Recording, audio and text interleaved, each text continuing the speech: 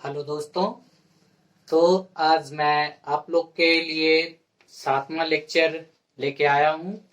जैसा कि इसके पहले मैं 6 लेक्चर आप लोग को मैं बता दिया हूँ कि प्रकाश परावर्तन का बारे में। आज मैं प्रकाश परावर्तन का 7वां वीडियो मैं लेके आया हूँ और उसमें मैं आज बहुत ही खास टॉपिक मैं आप लोग के बीच डिस्कस करूंगा। तो आप लोग से मेरी आग्रह रहेगी कि वीडियो को आप लास्ट तक देखिएगा, बीच में छोड़ के मत जाइएगा और ज्यादा से ज्यादा मेरे वीडियो को देखिए। आपको हर हमेशा आपके लिए मैं मदद करूंगा। तो आज आप लोग के लिए बहुत ही अच्छा टॉपिक आप लोग के बीच में बताने जा रहा हूं। जैसा कि आपको कुछ बोर्ड पे दिख रहा होगा कि आज जो हम इस चीज के बारे में आप लोग से डिस्कस करूंगा। तो आज इसके पहले मैंने बताया कि गोलीय दर्पण के बारे में सिर्फ आप लोग से थोड़ा सा डिस्कशन किया था आज, लेकिन मैं उस लेक्चर को बहुत ही अच्छे तरीके से आप लोगों के बीच में बताऊंगा कि किस तरह से कैसे उसको समझेंगे कि अवतल दर्पण क्या होता है, उत्तल दर्पण क्या होता है। उसमें मैंने वक्ता केंद्र के बारे में, फिर पोल के बारे में, ये सब के बारे में उसमें कुछ आप लोग को हिंट दिया था।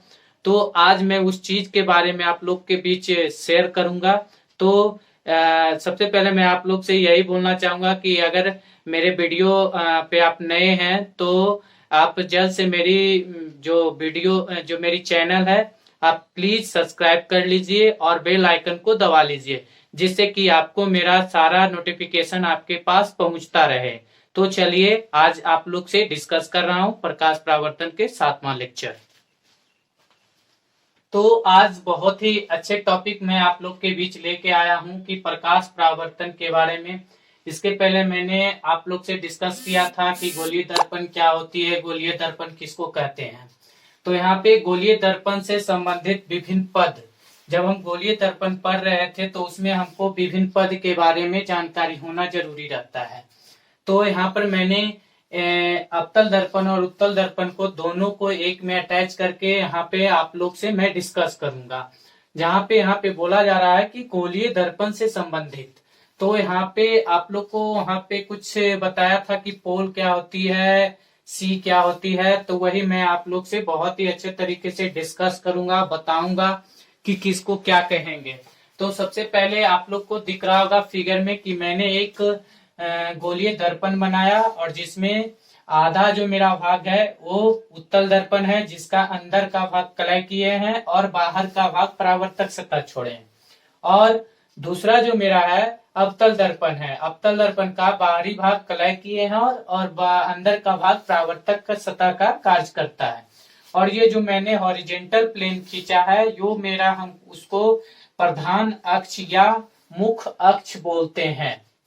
तो यहाँ पे इस जो उत्तल दर्पण के लिए यहाँ पे परावर्तक सतह, ये बाहर वाली भाग को यहाँ पे परावर्तन सतह लिखे हैं और यहाँ पे ये जो अवतल दर्पण का है अंदर वाली भाग को हम परावर्तक सतह लिखे हैं। और यहाँ से जो ये जो मेरी दूरी हुई इसको हम वक्ता त्रिज्या बोलते हैं और जहाँ पे मेरा सेंटर है उसको हम वक्ता केंद्र बोले हैं। और बात आती है ध्रुव की। ध्रुव कहने का अर्थ है कि जो मेरा प्रधान अक्ष जा रहा है, प्रधान अक्ष जो मेरा ये दर्पण है, दर्पण के जो बीच से वो ये मुख्य अक्ष खींचा गया और जहाँ पे दर्पण पे वो पॉइंट मिलने का काम करता है उसी को हम ध्रुव कहते हैं। तो यहाँ पर आपको दिख रहा होगा कि पी पॉइंट जो है वो ध्रुव है। उसी तरह से ये उत्तल दर्पण का ध्रुव है और ये अवतल दर्पण का ध्रुव है। तो ये मेरा था ये गोलीय दर्पण से संबंधित विभिन्न पद। तो आपको कहीं भी अगर दिक्कत आ रही है तो आप जस्ट इस पे कमेंट करके आप लोग मुझे बता सकते हैं कि कहाँ कहाँ पे दिक्कत आ रही है। तो इसमें मैं ज्यादा इस दर्पण के बारे में उतना नहीं कुछ ये पूछता है कि क्या होता है, कैसे होता है। बस ज्यादा आप लोग को क्वेश्चन में अगर पूछा जाएगा तो उत्तल दर्पण और अवतल दर्पण में वो जो फोकस दूरी होती है, फोकस दूरी से संबंधित ज्यादा इसमें क्वेश्चन आता है। लेकिन हम लोग को जानकारी होनी चाहिए कि वक्ता केंद्र कहाँ होता है, ध्रुव कहाँ होता है, कलई भाग किसको कहते हैं, परावर्तक सतह किसको कहते हैं, तो आप लोग को मैं फिगर से अच्छी तरह से यहाँ पर मैंने बता दिया है कि किस तरह से कैसे होगा। तो अगली जो मेरी टॉपिक है वो है कि गोलीय दर्पण तथा फोकस और फोकस दूरी कहाँ पे कैसे बनेगा, अवतल दर्पण में कहाँ बनता है और उत्तल दर्पण में कहाँ बनता है। तो मैं आप लोग से फिगर सहित आप लोग से मैं डिस्कशन करूंगा कि किस तरह से कैसे हम कहेंगे। तो अवतल दर्पण का फोकस था, फोकस दूरी के बारे में आप लोग से मैं डिस्कस कर रहा था कि अवतल दर्पण में फोकस कहाँ बनती है, फोकस दूरी कहाँ होती है, कैसे हम उसको जानेंगे। तो सबसे पहले आपको फिगर दिख रहा होगा कि किस तरह से दर्पण पे मैंने फिगर को दर्शाया। अगर बात आती है कि फोकस अवतल दर्पण में फोकस कहाँ बनती है, तो इस तरह का अगर कहीं आपको बोर्ड एग्जाम में आपको क्वेश्चन इस तरह से दिखे तो सबसे पहले आपको होनी चाहिए कि फिगर के बारे में अच्छी तरह से नॉलेज होनी चाहिए। अगर फिगर हमें पता रहेगी तो हमको कोई दिक्कत नहीं आएगा समझ में कि ये जो दर्पण है, दर्पण में कहाँ फोकस बनेगा, किसको हम वक्ता केंद्र कहेंगे। तो सबसे बड़ी बात है कि आप लोग को बहुत अच्छे तरीके से ये पता होनी चाहिए कि कैसे हम इस तरह से इसको फिगर को हम ध्यान में रखें और जिससे कि हम कभी भूल ना पाए। और एग्जाम में सबसे ज्यादा महत्वपूर्ण होता है फिगर। अगर फिगर आप अच्छे तरह से डिस्क्राइब कर दिए तो आप लैंग्वेज को खुद से लिख सकते हैं। तो आप लोग से मेरी आग्रह रहेगी कि आप लोग फिगर को बहुत ही अच्छे तरीके से आप लोग समझें और फिगर को दिमाग में बहुत अच्छे तरीके से याद रखें, जिससे कि अगर हमको लैंग्वेज नहीं याद आती है तो कोई बात नहीं, अगर हमें फिगर याद है तो हम उस फिगर को लिख के हम उसको अच्छे तरीके से, जब हम फिगर अच्छे तरीके से बना देंगे तो उसको डिस्क्राइब भी हम अच्छे तरीके से कर लेंगे। तो अभी जो मैंने बता रहा था कि फोकस दूरी के बारे में, कि फोकस अवतल दर्पण में कैसे बनती है, किसको हम कहते हैं, तो उसी के बारे में आपको फिगर दिख रहा है कि ए बी जो है, सबसे पहले ये तो मेरा हो गया अवतल दर्पण हो गया।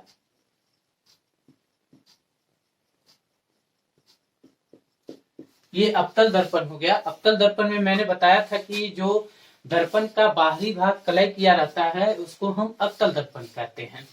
तो यहाँ पर अवतल दर्पण पर मैंने एक आप लोग को बताया था इसके पहले वाले टॉपिक में कि एक दर्पण से बीच बीच मैंने मुख्य अक्ष पाते हैं जिसको हम प्रधान अक्ष भी कहते हैं। तो ये मेरा क्या हो गया, प्रधान अक्ष।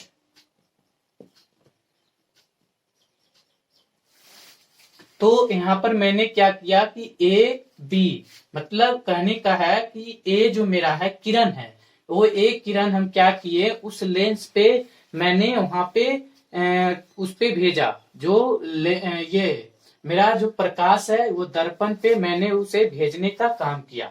भेजने के बाद जब वो, आपको पता है कि इसके पहले मैं समतल दर्पण के बारे में पढ़ा कि क्या होता है कि कोई भी जो रहती है प्रकाश, वो दर्पण पर पड़ने के बाद वो क्या होती है, लौटने की क्रिया होती है। तो जस्ट सेम मैं वही बता रहा हूँ कि ये क्या हुआ, दर्पण पर जैसे ये पड़ा और पड़ने के बाद ये क्या हुआ कि ये परावर्तन कर गया।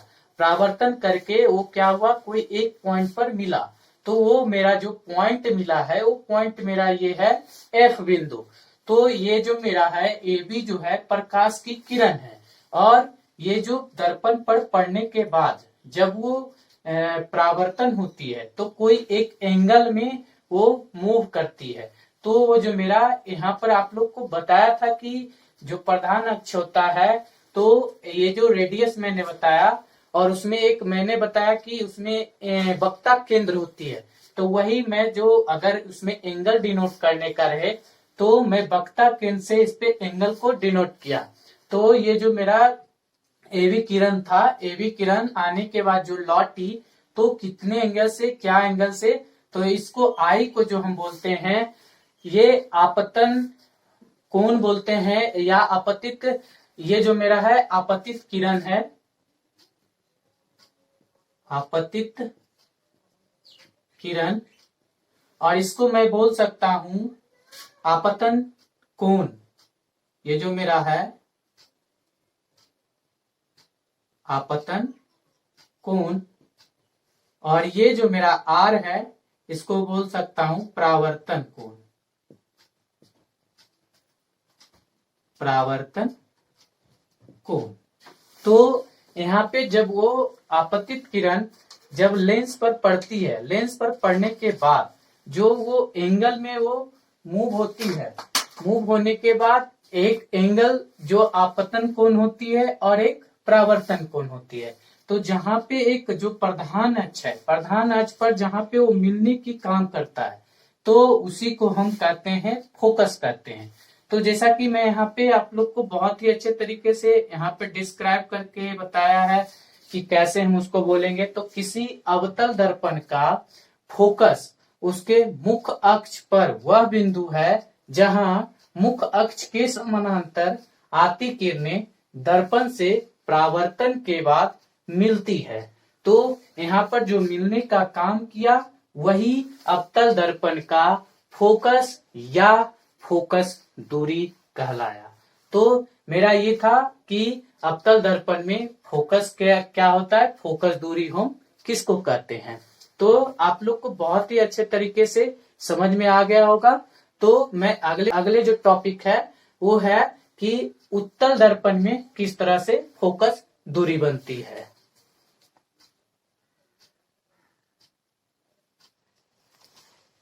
तो प्रकाश परावर्तन का जो उत्तल दर्पण का फोकस तथा फोकस दूरी कहाँ पे बनेगा उसके बारे में आप लोग को यहाँ पे दिख रहा है कि किस तरह से फिगर में कैसे बताया गया, किस तरह से समझेंगे।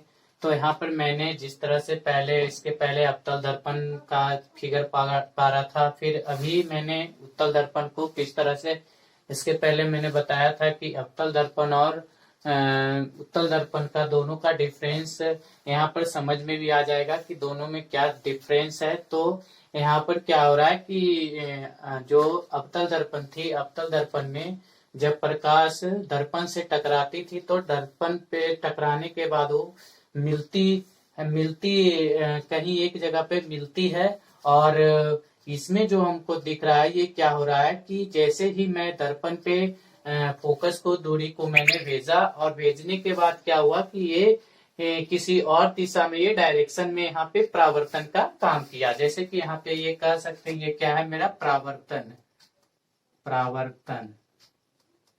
और ये मेरा पता है, आपको बताया थे कि परावर्तन कोण,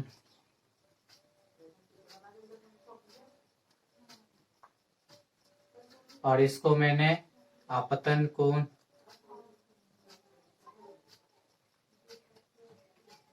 इसको मैंने आपतित किरण,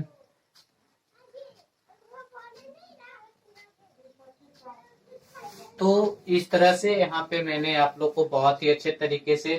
तो ये क्या हुआ कि ये भी जो मेरा किरण है जब दर्पण पे पड़ने के बाद ये क्या हुआ कि कहीं आपको मिलती नहीं नजर आ रही है फोकस। वो क्या हो रहा है कि कोई अलग डायरेक्शन में ये जा रही है। तो इस तरह से क्या होता है कि इसका जो फोकस जो बनती है दर्पण के पीछे बनता है। तो जैसे कि आपको दिख रहा होगा कि जो ये मैंने हिडन लाइन से दर्शाया है, तो हिडन लाइन क्या हो रहा है कि ये जो मेरा प्रकाश परावर्तन के बाद जो ये हमें नीचे ये जो मिलती हुई प्रतीत हो रही है, कहीं वो कंफर्म नहीं बता रहा है कि वो उसका जो फोकस है कहीं जाके मिल रहा है। तो वो क्या हो रहा है कि ये मिलती हुई प्रतीत हो रही है। तो यहाँ पे जहां पे मिलती हुई प्रतीत हो रही है वहां पे मैंने क्या चिन्ह दिया, तो पीएफ दिया, मतलब कि कहने का एफ दिया। ये मेरा जो है कि उत्तल दर्पण में कहा जाए कि अगर आपको पूछा जाए कि जो फोकस होगा मिलती है या मिलती हुई प्रतीत होती, तो आप कह सकते हैं कि यहाँ पे जो फोकस होती है मिलती है और मिलती हुई प्रतीत होती है। तो अवतल दर्पण में क्या होता है, मिलती है, लेकिन ये क्या होता है कि फोकस दूरी जो इसमें है इसमें मिलती हुई प्रतीत होती है। तो यहाँ पर मैंने ये डिफिनीशन लिखा हूं कि किसी उत्तल दर्पण का फोकस उसके मुख्य अक्ष पर वह बिंदु है जहां से मुख्य अक्ष के समानांतर आती किरणें दर्पण से परावर्तन के बाद आती हुई प्रतीत होती है। जैसा कि यहाँ पे हिडन लाइन को दर्शाएं, वो क्या बता रहा है कि प्रकाश का जो परावर्तन के बाद वो क्या हो रहा है, वो आती हुई प्रतीत हो रही है। नोट में हम कह सकते हैं कि किसको हम फोकस दूरी कहेंगे। तो फोकस क्या है कि नोट में आपको याद अवतल हो या उत्तल हो, उसमें फोकस एफ से दर्पण के ध्रुव पी की दूरी को दर्पण की फोकस दूरी कहेंगे। फोकस दूरी की बात आए तो पी मेरा ध्रुव जो है, दर्पण का जो ध्रुव है, ध्रुव से जहां फोकस है, फोकस के ये दोनों जो डिस्टेंस है उसको हम कहते हैं फोकस दूरी। अगर कहा जाए फोकस दूरी को, मैं बात कर रहा था फोकस दूरी की, फोकस दूरी को हम कैसे यहाँ पे डिनोट करेंगे। तो नोट में मैंने बताया था कि फोकस एफ से दर्पण के ध्रुव पी की दूरी को दर्पण की फोकस दूरी कहते हैं। तो यहाँ पर फोकस दूरी पी एफ से डिनोट करते हैं। जो पी मेरा पोल हुआ और एफ जो यहाँ से पी और एफ से जो मेरा डिस्टेंस हुआ उसी को हम फोकस दूरी कहते हैं। तो वो अवतल दर्पण हो या उत्तल दर्पण हो, तो दोनों में मेरा फोकस दूरी ध्रुव से ही मेजर किया जाता है। तो ये हमेशा याद रखना चाहिए। और फोकस की बात आए तो फोकस जहाँ पे जो किरण दर्पण से टकराने के बाद मिलती है या मिलती हुई प्रतीत होती है, उसी को हम फोकस कहते हैं। तो आप बोल सकते हैं कि जो अवतल दर्पण और उत्तल दर्पण है उसमें अगर फोकस की बात कहा जाए तो फोकस में कह सकते हैं कि जब किरण दर्पण से टकराने के बाद जब वो मिलती है या मिलती हुई प्रतीत होती है, तब उसको हम फोकस कहते हैं। बात आती है फोकस दूरी की, तो फोकस दूरी कहने का है कि जो मेरा दर्पण का ध्रुव होगा, ध्रुव से फोकस जो मेरा मिलता हुआ या मिलती है या मिलती हुई प्रतीत एफ जिसको हम डिनोट करते हैं, वो पोल जो है जिसे हम ध्रुव कहते हैं, ध्रुव से एफ के बीच की दूरी को हम फोकस दूरी कहते हैं। चाहे वो अवतल दर्पण हो चाहे वो उत्तल दर्पण हो, तो दोनों में हम इस तरह से फोकस दूरी को दर्शाते हैं और बताते हैं। तो ये मेरा आज का ये यहाँ तक टॉपिक रहा। फिर अगला जो नेक्स्ट टॉपिक है वो टॉपिक फिर मैं बताऊंगा कि गोलीय दर्पण से फोकस दूरी का जो फोकस दूरी और वक्रता त्रिज्या में जो संबंध है उसके बारे में, कि किस तरह से उसका जो संबंध होता है फोकस दूरी और वक्रता केंद्र के। तो जो यहाँ पे हम वक्रता केंद्र सी से डिनोट करते हैं, उसके संबंध के बारे में मैं नेक्स्ट वीडियो में आप लोग से डिस्कस करूंगा, मैं बताऊंगा। तो आज जो ये मेरा टॉपिक आज का था कि अवतल दर्पण, उत्तल दर्पण और गोलीय दर्पण में फोकस कहाँ बनती है, फोकस किसको कहते हैं, फोकस दूरी क्या होती है, तो यहाँ पर मैंने आप लोग को अच्छी तरह से डिस्कस किया, बताया।